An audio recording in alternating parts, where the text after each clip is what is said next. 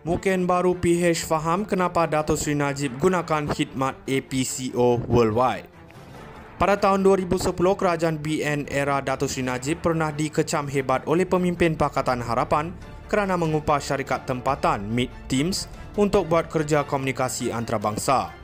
Ia bertujuan menaikkan imej negara di mata dunia.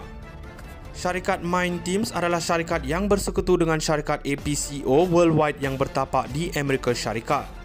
APCO Worldwide pernah digunakan khidmatnya oleh kerajaan Israel. Ketika itu, Dato' Sri Najib dikecam hebat oleh pemimpin Pakatan Harapan yang menjadi pembangkang. Mereka menuduh memberikan kontrak kepada syarikat Mind Teams adalah sama seperti memberikan kontrak kepada APCO Worldwide. Dan memberikan kontrak kepada APCO Worldwide adalah sama seperti memberikan kontrak kepada Zionis Israel. Kerajaan Barisan Nasional dituduh bersekongkol dengan Israel.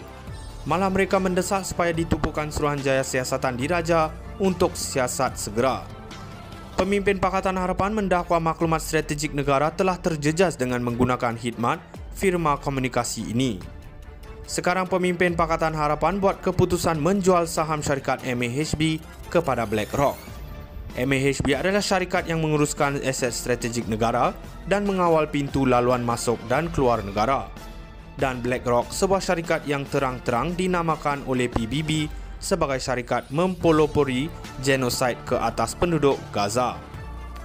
Kita mengakui kekayaan BlackRock dan penguasaan mereka sebanyak 30% dari keseluruhan pegangan saham di dunia.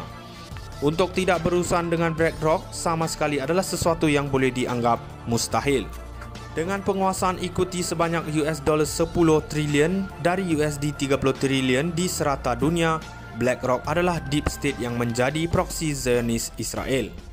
Sekiranya kita cuba merampas ke semua saham yang dimiliki BlackRock di dalam negara, impak ke atas ekonomi negara sudah pasti besar. Namun begitu, ianya tidak bermaksud kita mesti tambahkan lagi penguasaan BlackRock ke atas negara kita. Mungkin baru PH faham kenapa Dato' Sri Najib gunakan khidmat APCO Worldwide. Pada tahun 2010, kerajaan BN era Dato' Sri Najib pernah dikecam hebat oleh pemimpin Pakatan Harapan kerana mengupah syarikat tempatan Meet Teams untuk buat kerja komunikasi antarabangsa. Ia bertujuan menaikkan imej negara di mata dunia. Syarikat Mind Teams adalah syarikat yang bersekutu dengan syarikat APCO Worldwide yang bertapak di Amerika Syarikat. APCO Worldwide pernah digunakan khidmatnya oleh kerajaan Israel. Ketika itu, Dato' Sri Najib dikecam hebat oleh pemimpin Pakatan Harapan yang menjadi pembangkang. Mereka menuduh memberikan kontrak kepada syarikat Mind Teams adalah sama seperti memberikan kontrak kepada APCO Worldwide. Dan memberikan kontrak kepada APCO Worldwide adalah sama seperti memberikan kontrak kepada Zionis Israel.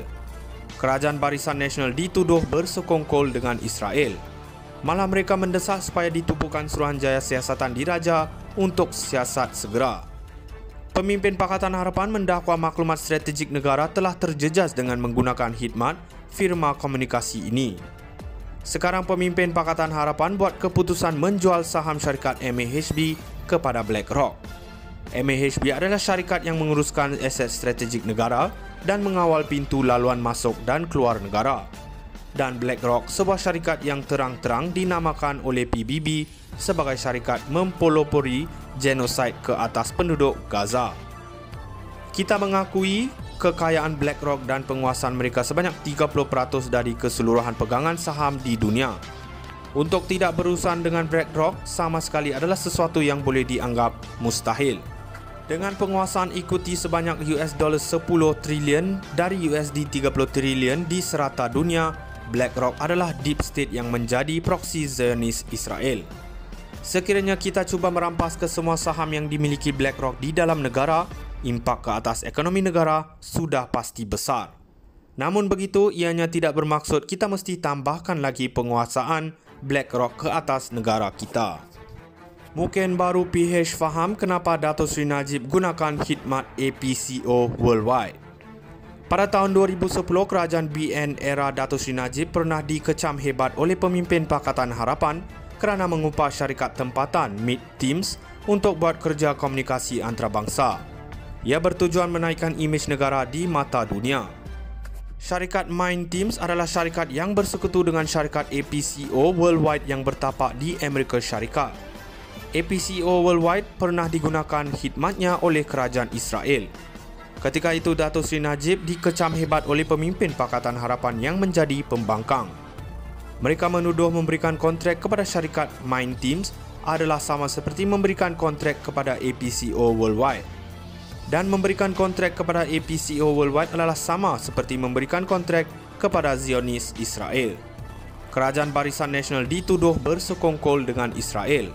Malah mereka mendesak supaya ditupukan Suruhanjaya Siasatan Diraja untuk siasat segera. Pemimpin Pakatan Harapan mendakwa maklumat strategik negara telah terjejas dengan menggunakan khidmat firma komunikasi ini. Sekarang pemimpin Pakatan Harapan buat keputusan menjual saham syarikat MAHB kepada BlackRock.